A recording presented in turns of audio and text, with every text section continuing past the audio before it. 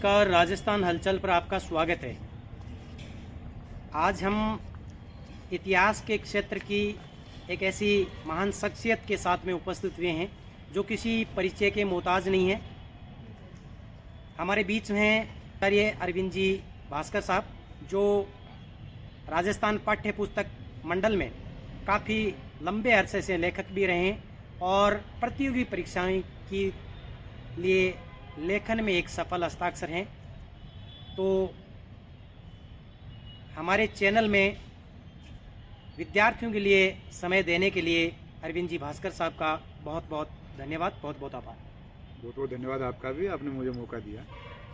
अब मेरा पहला प्रश्न ये रहेगा कि सर, एक ऐसा विद्यार्थी जिसने कॉलेज के दौरान यदि इतिहास विषय नहीं रहा हो या सीनियर तक उसके इतिहास विषय नहीं रहा हो और उसने एमए भी कुंजियों से या सीरीज पढ़ के की हो, और वो यदि वैसा विद्यार्थी यदि इतिहास विषय से व्याख्याता की तैयारी करना चाहे तो वो सर कहाँ से शुरुआत करे और कैसे करे? जी भास्कर साहब। उसके लिए जो रास्ता है वो काफ़ी मुश्किल रहेगा, लेकिन फिर भी मेरा सुझाव ये रहेगा कि अगर वो नज़दीकी 4-5 महीने में एग्ज़ाम देने जा रहा है तो बहुत ही अच्छी जो ऑनलाइनर गाइड हैं उनमें से कोई एक गाइड ले लें, और साथ में जो हाल ही की प्रतियोगी परीक्षा में जो क्वेश्चन पूछे गए हैं उनके जो पेपर मिल जाएं कहीं पे, तो उन पेपरों को भी वो देखें ताकि उनको पता लगेगा कि किस प्रकार के क्वेश्चन परीक्षा में पूछे जा रहे हैं और उन प्रश्नों के बारे में उनकी समझ विकसित होगी, और ताकि वो चीज़ें तैयार करने के बाद में अन्य जो सामग्री जहाँ कहीं भी वो देखेंगे और स्टडी जब वो करेंगे तो उनको पता लग जाएगा कि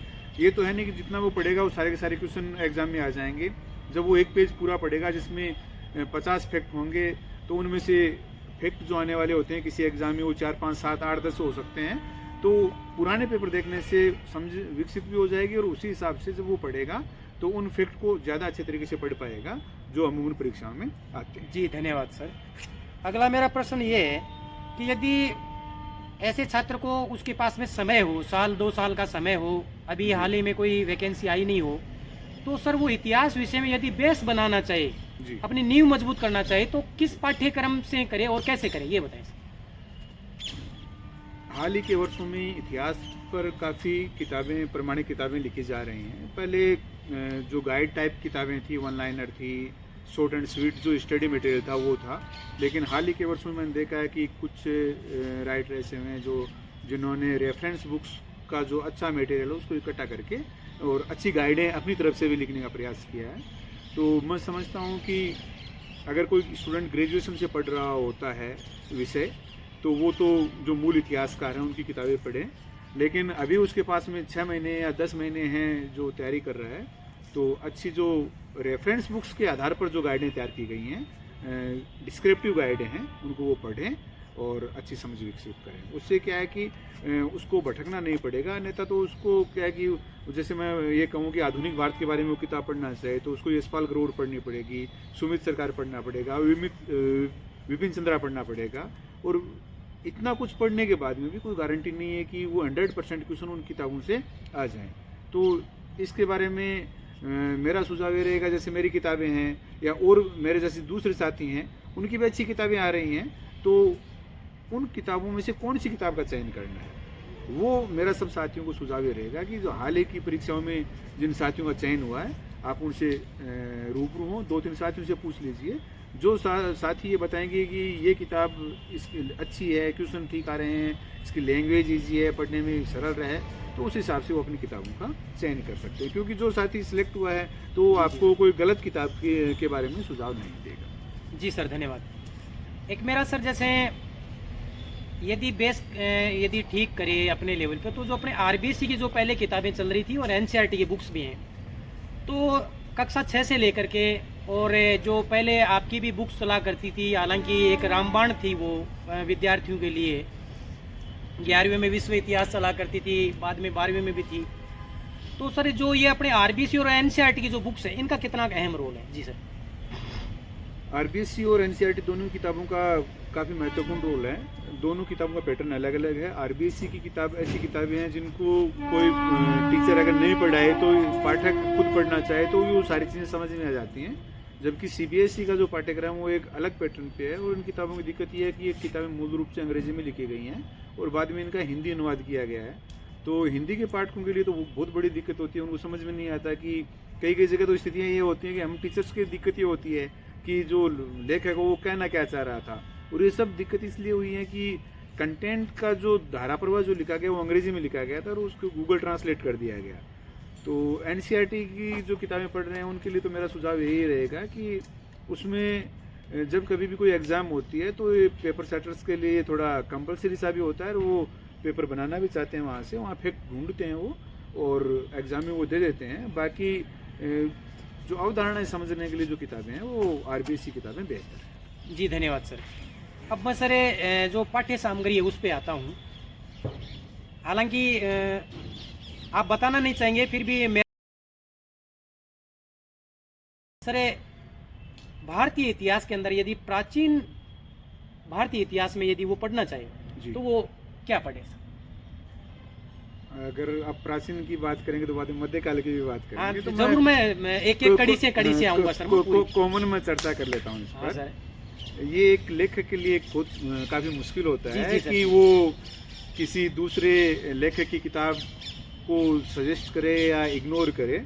और आजकल बहुत सारे लेखक मार्केट में हैं, काफ़ी साथी अच्छा लिख रहे हैं, तभी मार्केट में उनकी वैल्यू बनी हुई है।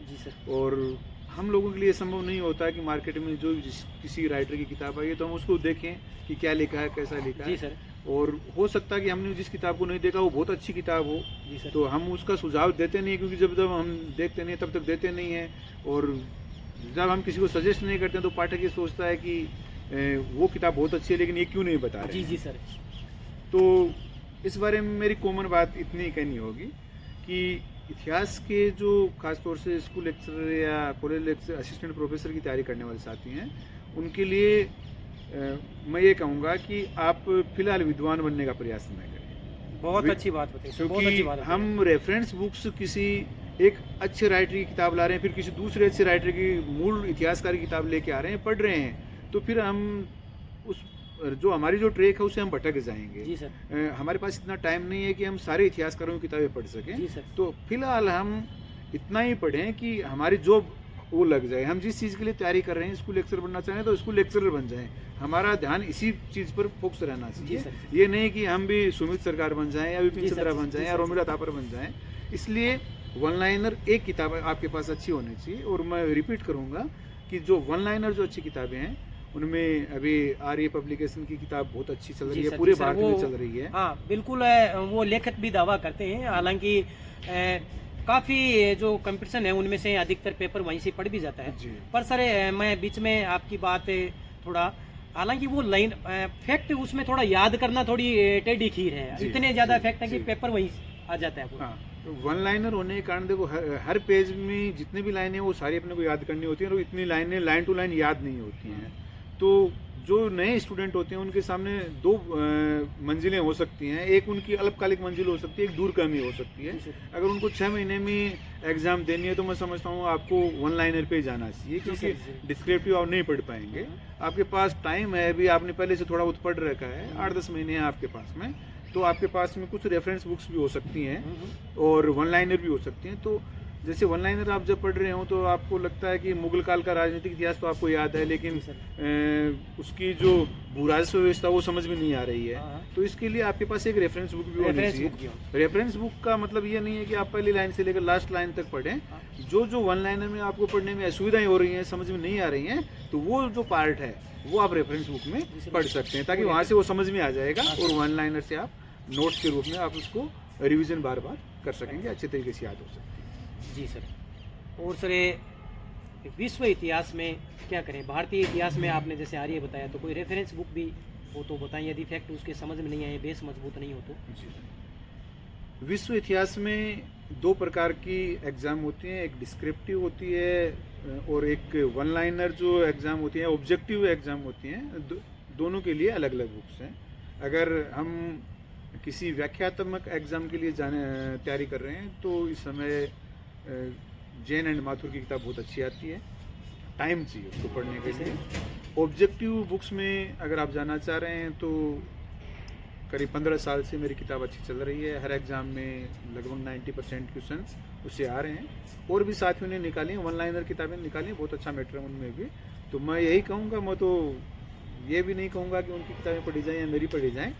जिन साथियों ने एग्ज़ाम दिया है, जो सिलेक्ट हुए हैं, युवा साथियों को उनसे पूछना चाहिए कि अपनी क्षमताओं के अनुसार वो कौन सी किताब पढ़ सकते हैं, कौन सी उनके लिए बेहतर हो सकती है। वन लाइनर वाली भी उनके लिए अच्छी हो सकती है, जिन साथियों ने पढ़ी है वो बता सकते हैं। डिस्क्रिप्टिव जिन्होंने पढ़ी है वो उसके बारे में बता सकते हैं। जिन्होंने दोनों भी पढ़ी हैं तो ज़्यादा बढ़िया तरीके से वो न्याय कर पाए।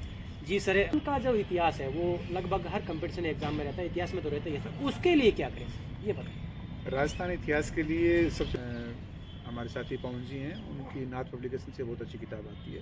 जी सर। शॉर्ट एंड स्वीट आप तैयारी उससे कर सकते हैं। जी सर। और सर ये जैसे आपकी और पवन जी की एक जो कक्षा 9 और 10 में जो किताबें चल रही हैं, उनका कितना बड़ा रोल है सर, ये बताएं। वो भी अच्छी किताब है, उनको पढ़ने में थोड़ा टाइम चाहिए। वहाँ पर थोड़ी बड़ी किताबें हैं, मतलब वन लाइनर या ऑब्जेक्टिव में जाना चाहें तो वो प्रमाणिक किताबें होनी ज़रूरी हैं, क्योंकि ज़्यादातर वन लाइनर या ऑब्जेक्टिव किताबें आती हैं उनमें कॉपी पेस्ट मैटर चलता है और उनमें राइटर इतना मेहनत नहीं करता तो गलतियाँ रह जाती हैं। और एक क्वेश्चन की जो गलती होती है वो स्टूडेंट पर बहुत भारी पड़ती है।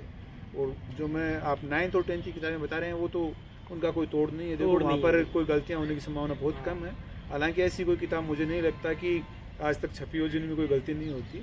सुमित सरकार, विपिन चंद्रा, यशपाल अग्रवाल या राम लखन शुक्ल, आधुनिक भारत से संबंधित मैंने खूब किताबें पढ़ी हैं। और इतनी बड़ी ट्रेजेडी की बात है कि अपने चोरी चोरा कांड जो वास्तव में 4 फरवरी 1922 को हुआ था, अपनी सारे इतिहास के जो अधिकांश बड़े इतिहासकार वो 5 फरवरी बता रहे हैं। तो गलतियां तो देखो सब किताबों में आएंगी। अब ये हो सकता है किसी किताब में एक गलती हो, किसी में 50 गलती हो। अपने को उन किताबों का चयन करना है जिनमें कम से कम गलती हो। जी, कि ओल्ड क्वेश्चन पेपर है उनका कितना महत्वपूर्ण योगदान है, और यदि कोई बच्चा इतिहास की कॉलेज लेक्चर और स्कूल व्याख्याता की तैयारी करना चाहे तो वो ओल्ड क्वेश्चन पेपर कौन से ले और किस टाइप? ओल्ड क्वेश्चन पेपर भी किसी ज़माने में तो यूथ कंपटीशन टाइम्स के आया करते थे, उसके बाद में अरहिंद के भी आए हैं, उसके बाद में हमारे जैसे साथियों ने भी हिंदी भाषी इलाकों में अलग अलग स्टेटों में अलग अलग साथियों ने निकाले हैं, तो खूब चल रहे हैं। ओल्ड जो क्वेश्चन पेपर हैं वो बहुत निर्णायक है। मैं तो ये समझता हूँ कि जो खासतौर से नए साथी हैं उनको सबको पढ़ने चाहिए, और जो पुराने साथी हैं वो भी जब रिवीजन करें तो रिवीजन के समय ओल्ड क्वेश्चन पेपर ही हल करें। अब ये अपने लिए महत्वपूर्ण है कि क्वेश्चन पेपर हमने वहाँ से ले लिया है, लेकिन आंसर हो सकता है कि वहाँ पर उसका गलत हो। बिल्कुल। तो वहाँ पर जो या तो हम किसी दूसरे साथियों से चर्चा करते रहें बराबर, तो वहाँ से अपने पकड़ में आ सकते हैं, नहीं तो ये नए साथी को तो समझ में नहीं आएगा कि जो इसमें जो उत्तर दिया वो सही है या गलत है। तो उसके लिए फिर ये है कि प्रमाणिक जो कोई सोर्स हो या प्रमाणिक अच्छी किसी ने मेहनत करके किताब निकाली हो तो वो अपने को देख सकते हैं। यूथ का भी ठीक है, अरिहंत भी ठीक है, लेकिन इनमें जहाँ तक मैंने इनको पढ़ा है हर पेपर में 5% तक गलती है, 5% तक है। ज़्यादातर क्या कि RPSC तो लगभग 70% तक क्वेश्चन जो ट्रेंड मैंने देखा है वो ये कि 70% तक क्वेश्चन जो पुराने आए हुए हैं उन्हीं को रिपीट करता है। और ऐसी स्थिति में अगर किसी स्टूडेंट ने 2-3-5% गलत याद कर लिए हैं तो वो अगर वैसे हल कर दिए तो फिर वो उसके लिए हानिकारक हो सकता है। जी, कि सर आज के युग में एक कोचिंग्स का जो ट्रेंड है, बोलबाला है, एक जो लाइब्रेरी की जो अहम भूमिका है, वो कितनी महत्वपूर्ण भूमिका है? क्या कोचिंग करना ही जरूरी है या बिना कोचिंग भी यदि कोई अभ्यर्थी सफलता प्राप्त कर सकता है? जी भास्कर साहब, ये काफ़ी मुश्किल क्वेश्चन है और मैं समझता हूँ कि ये जो कैंडिडेट खुद है उसको डिसाइड करना होता है कि उसके पास, जैसे कोचिंगों की स्थिति में देखता हूँ कई बार क्या है कि विज्ञापन आ गया और उसके बाद में बैच चलते हैं और 3 महीने या 4 महीने बाद में एग्ज़ाम होनी है, तो स्टूडेंट कई मिलते हैं वो जैसे आप 7 घंटे क्लासें हो रही हैं या 8 घंटे क्लासें हो रही हैं, तो इस प्रकार की कोचिंग का मैं समर्थक नहीं। जी सर, क्योंकि 8 घंटे आप लगातार कोचिंग में बैठे हैं, वहाँ आपने पढ़ा है, फिर आप घर जाके पढ़ना चाह रहे हैं, आपके पास 2 घंटे समय नहीं है, रिवीजन के लिए नहीं है। उनको कल क्या पढ़ना है वो आप पढ़ नहीं पा रहे हैं, आज जो पढ़ा है वो नहीं पढ़ पा रहे हैं, तो ऐसी कोचिंग सार्थक नहीं हो सकती। मैं ऐसी कोचिंग का समर्थक हूँ कि आपके पास में 1.5-2 साल का एग्ज़ाम के लिए टाइम है और आपकी 3-4 घंटे क्लासें लगती हैं और आप ये तय करके जाएंगे आज कोचिंग में ये पढ़ाया जाएगा, तो कुछ घर से देख के जाएं और कुछ वो देखें जो आज आपने सुबह कोचिंग में पढ़ा तो शाम को घर जाके आप आज वाला रिवीजन कर सकें, कल वाले थोड़ा देख सकें। तो ऐसी कोचिंग सार्थक हो सकती है, लेकिन वो 8-10 महीने आपके पास में हो, 2-3 महीने ही आप एग्जाम ईयर आप कोचिंग में जाएं और सफल हो जाएं, तो मुझे नहीं लगता ऐसा संभव। अंतिम जो प्रश्न रहेगा सर आपसे कि एक नया अभ्यर्थी वैकेंसी हाल ही में आई नहीं हो, जी, तो वो लगभग एक कितने के समय तैयारी करे तो अपनी सफलता प्राप्त कर सकते? ठीक है। अभी वैकेंसी नहीं आई है, तो मेरा ऐसे अभ्यर्थी को सुझाव ये रहेगा कि वो सबसे पहले अच्छे मार्गदर्शक के पास जाएं, जी सर। स्टडी मटेरियल तय करें और उसके बाद में अपनी पढ़ाई लिखाई शुरू करें। पढ़ने के घंटे जो तय हैं वो व्यक्ति की आईक्यू पर डिपेंड करते जी हैं। सर, जी। कई साथी ऐसे हो सकते हैं जिन्होंने एक बार पढ़ने से उनके याद हो जाता है, कई साथी मेरे जैसे भी हो सकते हैं जिनको 7-8 बार पढ़ने पर याद होता है। तो आईक्यू जिसका अच्छा होगा वो 4 घंटे पढ़ करके भी वो सफलता हासिल कर लेगा। जिसका आईक्यू थोड़ा डाउन है तो उसको वो 4 घंटे वाली मेहनत 8 घंटे में भी तब्दील करनी पड़ेगी। तो अपना फोकस ये रहना चाहिए कि मेरे वो चीज़ याद हो रही है या नहीं हो रही है, उस पर होना चाहिए। उसके लिए चाहे अपने को 8 घंटे देने पड़े, चाहे 10 घंटे देने पड़े। ये नहीं होना चाहिए कि 16 घंटे पढ़ने में सिलेक्शन होगा या 2 घंटे पढ़ने में सिलेक्शन होगा। सिलेक्शन तो वो होगा कि जो स्टडी मटेरियल है वो हमें पढ़ना है। अब वो 2 घंटे में पढ़ लो, चाहे आप 24 घंटे में पढ़ लो। घंटे मायने नहीं रखते हैं, बिल्कुल। आपका स्टडी मटेरियल और आपका पढ़ना मायने रखता है। बिल्कुल। उसको हम कितने समय निकाल सकते हैं। जी, ये थे हमारे बीच में इतिहास के एक सफल हस्ताक्षर अरविंद जी भास्कर साहब। आपने हमारे न्यूज़ चैनल राजस्थान हलचल पर अपना अमूल्य समय दिया। जी, इसके लिए तमाम दर्शकों की ओर से, मेरी ओर से मेरा बहुत बहुत आभार व्यक्त करता हूँ जी भास्कर साहब। आपका भी बहुत बहुत धन्यवाद। और राजस्थान हलचल के सभी दर्शकों को और इस चैनल से जुड़े हुए सभी साथियों को मेरी ढेर सारी शुभकामनाएं। आप जम के तैयारी करें, लगन से, शिद्दत से मेहनत कीजिए। दुनिया की ऐसी कोई ताकत नहीं है जो आपको सफलता हासिल करने से रोक सकेगी। आप सबका पुनः बहुत बहुत धन्यवाद। जी धन्यवाद साहब आपका और तमाम दर्शकों का। और हमारे बीच में थे पुनः भास्कर साहब। जय हिंद।